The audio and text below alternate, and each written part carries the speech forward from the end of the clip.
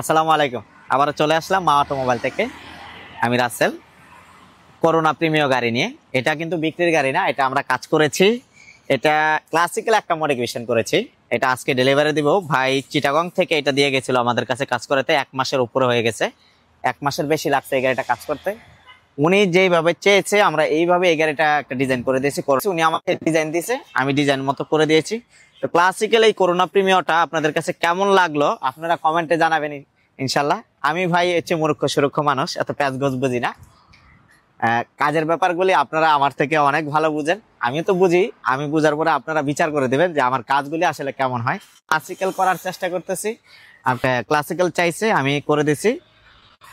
এখন এই বাম্পার নিয়ে আবার অনেকে অনেক কথা বলতে পারেন যে এই গাড়িতে কেন স্টিল বাম্পার এইটা লাগানো হয়েছে। বাংলাদেশে যেহেতু টেসলা তৈরি হচ্ছে এবং বাংলাদেশের টেসলার যে ড্রাইভারটা এরা হচ্ছে international driver, international racing driver যাকে বলা হয়। এইসব গাড়িগুলো দেখলে ওই টেসলাগুলো চুমা দিতে মন চায়, হ্যাঁ, মানে আকৃষ্ট করে।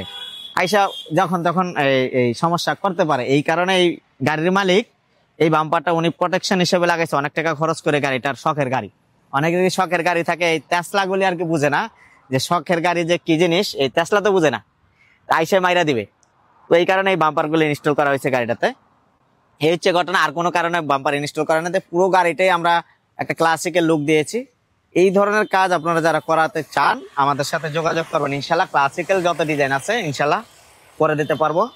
আর কাজটা কেমন হয়েছে আপনারাই আমাদেরকে জানাবেন, আমাদের জন্য দোয়া করবেন, আমরা যেন সুন্দরভাবে আরো সুন্দর সুন্দর কাজ আপনাদের সামনে নিয়ে আসতে পারি।